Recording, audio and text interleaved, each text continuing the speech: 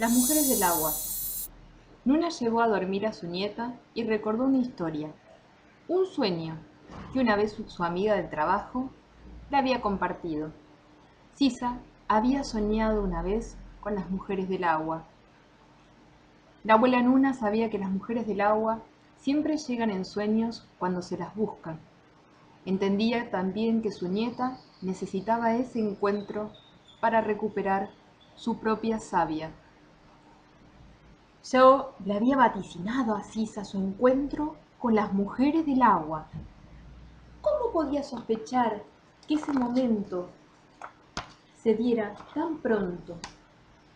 A través de ese sueño volvió a tejer su propia historia, en una parte donde se había roto cuando murió su madre. Así dijo la abuela Nuna. La madre de Sisa había muerto y su padre estaba sin empleo.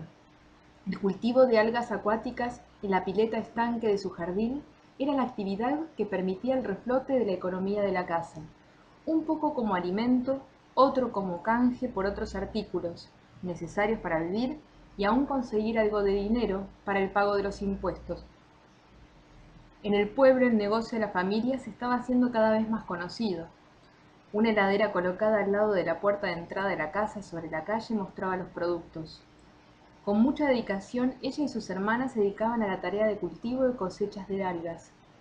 Muy pequeñas al principio, eran colocadas en la pileta y crecían con forma de islotes, formando montículos en los que un niño pequeño podía subirse sin hundirse.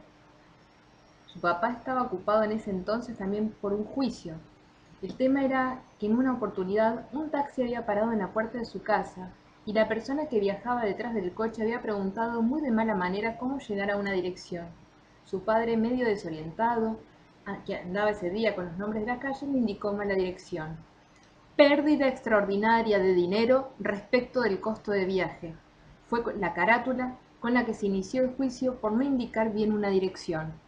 Un juicio de cientos de dólares por el tiempo mal cobrado en el costo de viaje, que en realidad habría salido unos dólares nada más. Este juicio era un tema que preocupaba a la familia. Lo fue más aún la sentencia, porque parecía imposible pagar ese dinero que el juez había ordenado dar en compensa por la pérdida monetaria del ocupante del taxi, un dinero desmedido y fuera de las posibilidades de ese entonces. Para ayudar en los repartos de las cosechas, ella había querido aprender a manejar y su peor pesadilla se hizo realidad. Al colocar la llave en el auto empezó a andar sin control, mientras que su papá y su hermana, que estaban viajando atrás, se reían de la situación. Sus pies descalzos en la tierra trataban de frenar con fuerza el coche endemoniado. La situación finalmente se transformó en una gran risotada de todos.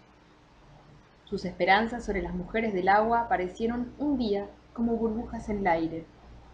Parada sobre la pileta estanque observó la forma femenina que tenía una de las islas de las algas.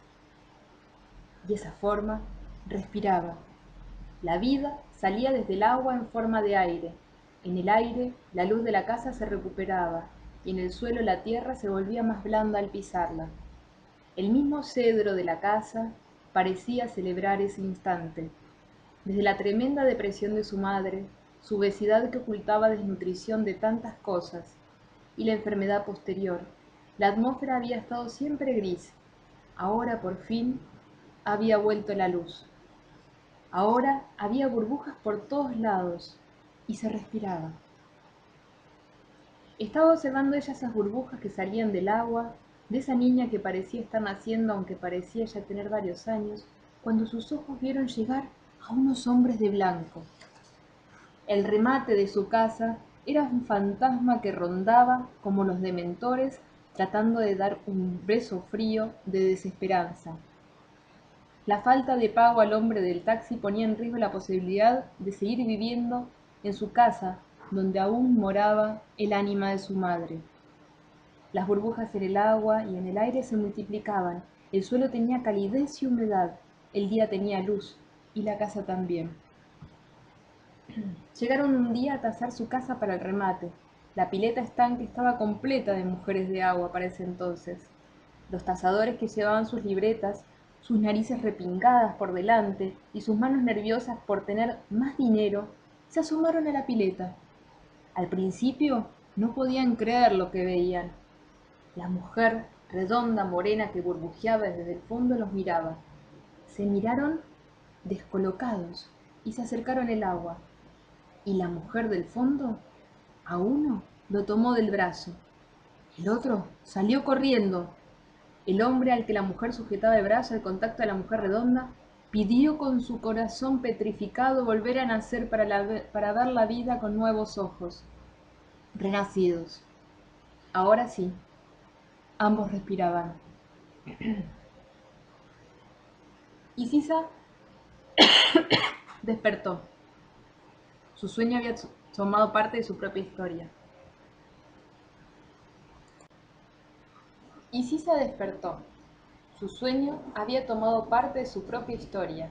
Las mujeres del agua la habían completado y sanado. Su madre ya había aprendido a respirar bajo el agua. La nieta miraba a Luna desde la cama. Sentía que ella también podía respirar bajo el agua y se durmió con esa sensación.